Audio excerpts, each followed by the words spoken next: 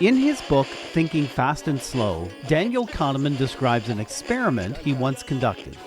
Individually, he asked participants to listen to a radio editorial using new headphones. People were told the experiment was to test the quality of the audio equipment and were instructed to move their heads repeatedly to check for any distortions of sound. Half the participants were told to nod their heads up and down, while others were told to shake their heads from side to side. Those who nodded tended to accept the message they were hearing as factual and agree with it. Those who shook their heads tended to reject the message as false or disagree. This is one example of the human mind. Gradually, we are discovering we are not so conscious and autonomous authors of our own judgments and choices. Today, on Stories and Strategies, what if we could understand those choices others make a lot better? Better than they do, for the greater human good. There are lots of companies saying they can do that. We meet one that's proving it.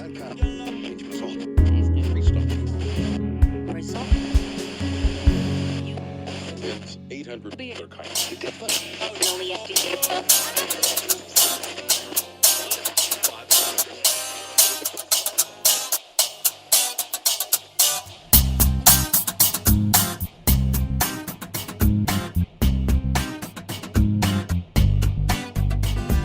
My name is Doug Downs. My guest this week is Sheoni Lynn, founder and CEO of Lynn in Cardiff, Wales. Hi, Sheoni. Hi, Doug. Thank you so much for having me today. And we're recording in August. Folks won't hear this until September, maybe October if they're listening a bit later, but we're recording in August. How are things in Wales today? You've been having a lot of heat. Hot. Yes. Very hot. It is extremely hot. I've got the fan off, so we've got a good quality of recording. So start panting when I pass out. Glass of water by your side, all very that. hot. I do have the water, yes. I'm well prepared. But yeah, no, it's we're not used to such consistent levels of heat. So yeah, it's going to get worse, I think, over the years. So yeah, in this for the long haul.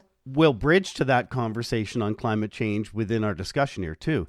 Sheoni, you started in journalism, so you have a bit of my heart already. You know, I'm kindred spirit, started as a reporter, but you've now been working in public relations, and we'll talk a bit more about that, for over a decade. You're the chair for the Wales Group for the Public Relations and Communications Association, or the PRCA. You're also involved with the Chartered Institute for Public Relations, CIPR, and you've been recognized in the top 35 business and professional women in Wales under 35. Now, the awards your team has won are extremely impressive. Fastest growing communications business in the world, which was Provoke Media. Fastest growing communications business in the UK, which if you're going to win the one, you're going to win the other. You should. Sabre EMEA Digital Consultancy of the Year, also from Provoke. UK Top 150 Consultancy in 2022. Number 2, Public Sector Consultancy. Number 1, New Consultancy. And in PR Week, you were listed within their top 150 consultancies in 2022. And you received the Mark of Excellence at the CIPR Excellence Awards in the New Consultancy category. And Sheoni, I haven't listed them all, just as a kindness to the listener. But let's start at the top. What is behavioral science consultancy? How is it different? Because you're not a PR or marketing agency. You are truly something different. How is it different from most PR or marketing firms? Yeah, good question. So I suppose before I answer how we're different, if we start with what behavioral science is, and as you'll know, there are many definitions. I tend to like Matt Wallard's definition, which is behavior as an outcome, science as a process, because we are talking about applied behavioral science, which implicitly is about changing behaviors. So what behavioral science really does, and I know your listeners have had exposure to behavioral science content, so some of this will not be unusual, but it's about unlocking why people do what they do. So it provides a deeper understanding on the conscious, the subconscious, the unconscious, motivations and influences that drive our decision making. It can really help explain why humans behave the way they do. Very important for a communicator. And often it may also help us predict how they will behave in the future. So in terms of how we are different, we don't see ourselves through any particular lens. We're certainly not PR. We tend to define ourselves as behavioral science communications consultancy. The way we approach work is to look at what is the problem we're trying to solve, what are the behaviors we're trying to influence, and therein work out the barriers, propose solutions, and basically come at it from a perspective of can we help. And I think it's really important because when people hear behavioral science, they tend to flags get raised quite often, and I often get the ethics question. And now I've got a slide on my presentation text which clearly outlines the position, which is that at Lane we're about changing behaviors through education and persuasion, never through manipulation. So we always look to change behaviors for good. We look to change behaviors to improve and save lives, which is our mission statement.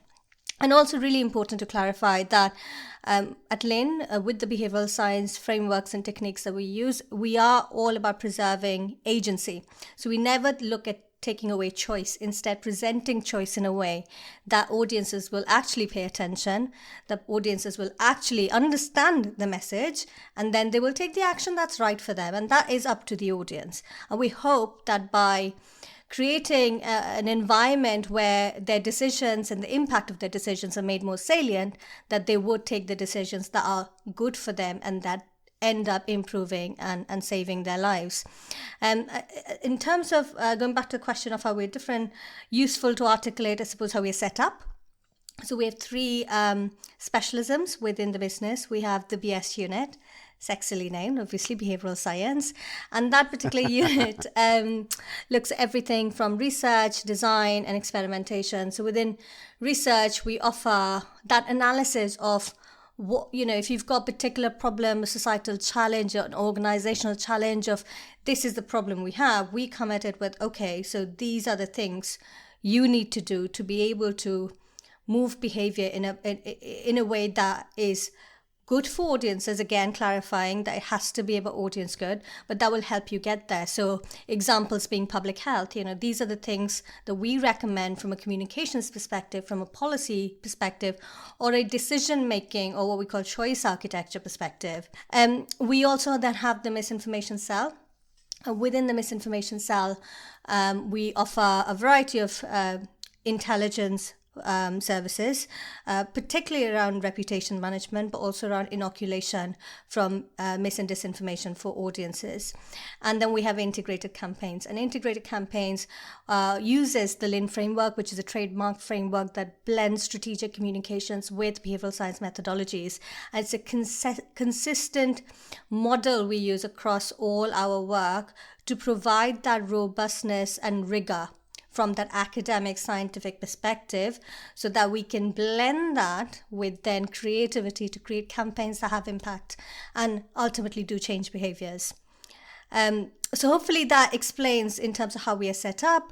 And just to also add point of differentiation, until someone challenges me and says otherwise, we believe that we are the only UK agency that has embedded experimentation into all campaigns. So when we look at testing campaigns, typically testing tends to be qualitative or quite basic generic A/B testing. We go that one step further and look at field trials to really be able to prove our recommendations and hypotheses were either true or untrue, and give our client the confidence that our solutions, our creative ideas will actually replicate once the campaign is activated. That's going to attract more and more scientists to you as well, because you're accumulating data. Absolutely. And we are actually bringing more geeks into the business. I love saying that because for us, our heads of departments are subject matter experts. So we're built in a way where subject matter experts bring in that authenticity and rigor, but they are supported by a team of robust integrated communications practitioners. And that's how we maintain that authenticity to our services. Behavioral change for the greater good using today's science. And you have three practice areas: Lin Health, Lin Planet, and Lin Change. Talk me through a project. Tell me a case study. In the beginning, the challenge or the pain points, what you did, What was implemented? I'd love to know about the experimentation that was involved and the ultimate outcomes. Yeah, so I'll talk you through one of our campaigns, which is one of our more recent award-winning campaigns. It's called Don't Miss Your Vaccine.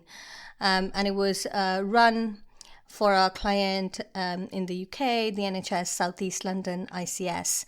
And so this was during July of last year. You may or may not recall, but we had in England a directive from the Prime Minister to release all restrictions. So, things were going to go back to normal quite quickly. And our client brought us in because, contrary to the hypothesis that once the vaccination program moves from the priority groups to mass vaccination, that take up within younger age groups would be quite high. But what we saw was contrary to that, in that there was quite high levels of hesitancy in young people. So young people were actually resisting and refusing the vaccine, which was creating a lot of concern in that run up to that restrictions being eased in England. So our client brought us in saying, we have a few weeks to get this done. We need to improve our take-up levels, specifically for under 40-year-olds. So we segmented the groups into two, 18 to 29 and 30 to 39. That was done to align with the vaccine data, so we could see what the communications impact was through to the actual outcomes. So we were quite fortunate in a way, because two things: we'd worked with that client for several years, so we had a real sense of that particular patch. We knew the audience really well, but also we were undertaking primary behavioural science research into that exact same issue across England. So we had cultivated quite strong data insights, albeit not in that particular location, but from a similar demographic across England. So we had a real sense of where young people were when it came to the vaccine drive. We were able to turn this integrated campaign around in 1 week, which was madness, and I never do that again. But we were able to do that because we had that research insight already. We also had a client that absolutely trusted us and totally took our advice and went with it. And we had that consistent framework to apply to a campaign. So we were able to turn it around. And one of the key insights we had was young people were feeling quite scapegoated, because the media narrative here was, the rise in infection was due to young people being selfish and them not protecting their community, etc., etc. So they were feeling quite scapegoated.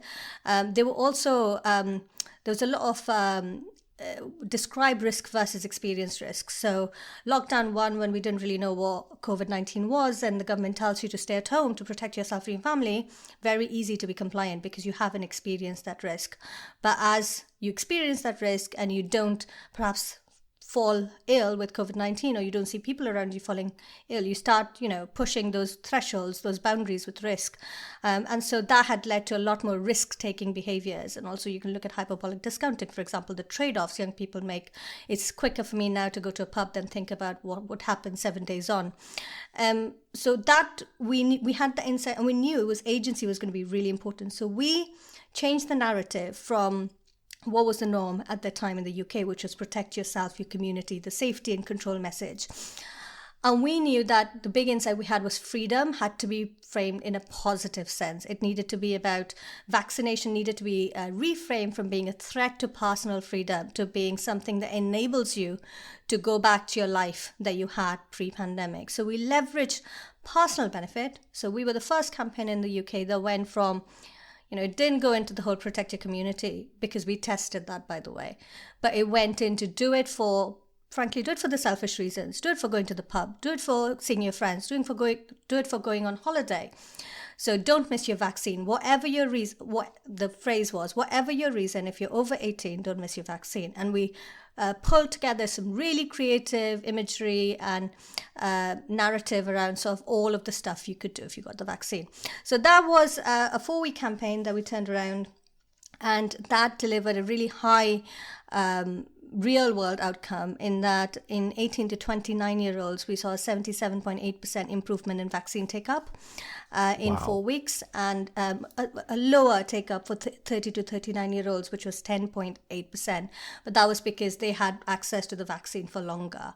And we also saw very high levels of improvement with certain specific groups that were at risk at the time as well. So that campaign did exceptionally well. It's now in its 10th iteration and we're still working on it. It's one of the most, I would say, well-known young people vaccine brand identities in the UK. It got commissioned by NHS England. Certain assets got commissioned to go England-wide. We had lots of discussions and continue to have discussions with very senior colleagues in government and civil service. And the campaign's, as I say, now in its 10th iteration. It's won several awards. It's won awards in PR Moment, PR Week, CIPR Excellence Awards, etc. Really proud of that one. I think that's a really good example of sort of behavioral insights, behavioral science approach in action, but at pace.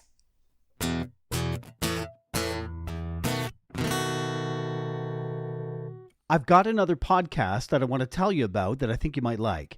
Every week, the global creative agency Grey brings you exactly what you need to know to sound smart when talking about social media on the podcast 5 Things This Week in Social. The team at Grey have produced over 125 weekly episodes and were named Adweek's Best Agency-Hosted Podcast for 2022. The hosts have partnered with some of the world's biggest brands and are experts in social media and emerging tech. They'll discuss everything from the next Instagram feature to how we shop in the metaverse. Listen to 5 Things This Week in Social wherever you get your podcasts. Search for it in your podcast app with the hashtag and the number 5. That's 5 Things This Week in Social.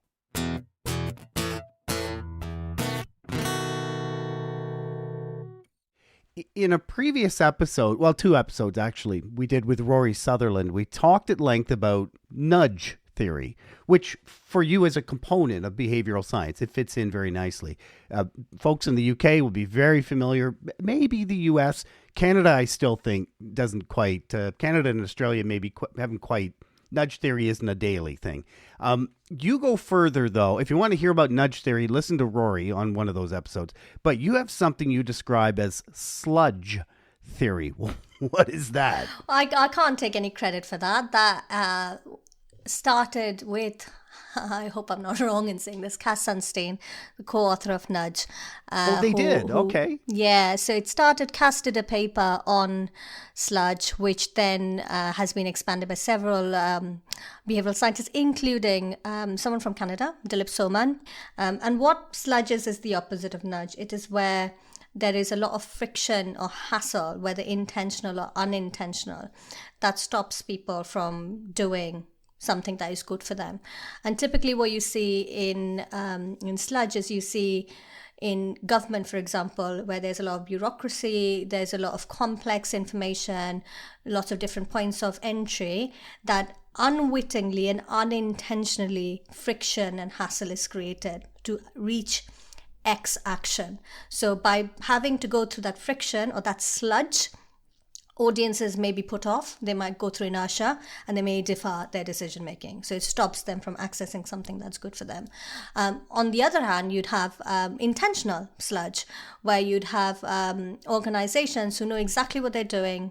They know that by introducing friction into a journey will stop customers from, say, unsubscribing or do X, Y, and Z that is not in the company's benefit as opposed to the audience's benefit, right? So a good example is when, and this is a very classic example, is a gym membership and you want to sign out of it, and horror stories of how difficult it is to sign out, cancel a gym membership. I've seen people like literally, I'm trying to think of this, I think Dilip shared it on Twitter, but it was this experience of an individual who had to call a particular phone number and then fax a letter and then get that notarized. It's just absolutely insane. But, likely it is that they know exactly, the organization knows that by introducing those friction points, you just give up, because that's a human tendency to give up, especially if it's small amounts that doesn't really, impact us. And, if it's like an X amount and you're like, fine, it's not worth the trouble. So I'll do that tomorrow. You keep deferring it. So that's sludge. So what we do at Lynn is we provide a sludge audit. So where we go in, typically in online environments, where we help our clients understand that because we tend to work also in the public sector quite a lot, that the way they've set up perhaps their content, their calls to action, the user journey is not in the audience's interests, and friction points and hassle is stopping individuals from taking that call to action that is good for them. Perfect. Last question. Misinformation and disinformation, one being maybe accidental, the other being intentional. Correct. All the rage, all the scorn Correct. right now. It's a key segment offering for you. How can you help governments and large organizations with misinformation and disinformation? Yeah, so that's so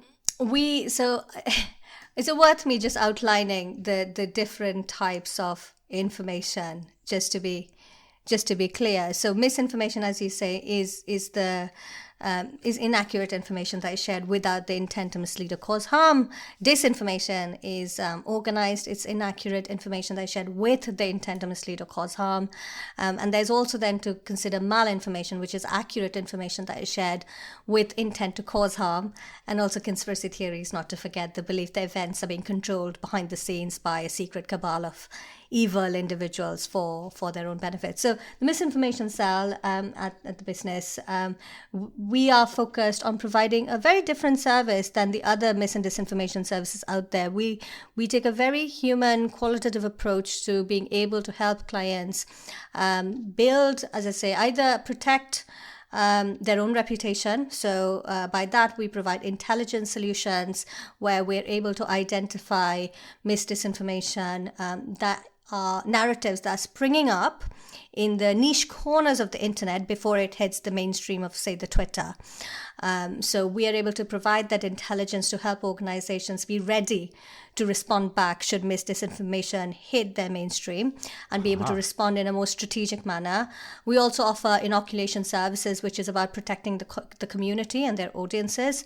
So we offer, for example, a very strategic moderation service that protects digital communities, and it has been proven to reduce trolling and to increase trust in online communities towards, so this particular example was in public health, where there was a lot of disinformation around vaccines for pregnant women, and we were able to intervene and build trust within that community, and be able to demonstrate that the information that was being shared by other certain members of the community, and in some case organized, i.e. disinformation, was with a view to spread bad information that's bad for individuals to access, if that makes sense. So we offer like those sort of reputation, which is more preventative, so almost like an insurance policy the organizations can access to be prepared, and also then the more reactive, when it's happening here and now, it's affecting our communities, our messaging is not resonating, our content is not resonating, trust is dipping. How can we then build trust within the community? How do we then inoculate them against bad actors? Sheoni, I love this. What a powerful episode. Thank you so much today. Thank you, Doug. I hope that was enjoyable for your listeners. Thank you for having me. If you'd like to send a message to my guest, Sheoni Lynn, you can email her at contact@lynn.global. And emphasis on the global, just because you're in the UK, you are truly a global company, and that the world has changed. So if someone Correct. in the United States or in Canada or Australia wanted to engage your services, they can do that, right? Absolutely. We are having conversations on a global stage. As you can imagine, the services we bring to the table, specifically around our specialisms of behavioral science and misinformation strategy, are unique and can really help clients maintain a competitive edge. So yeah, we're very happy to have conversations, and we'll go wherever the conversations take us.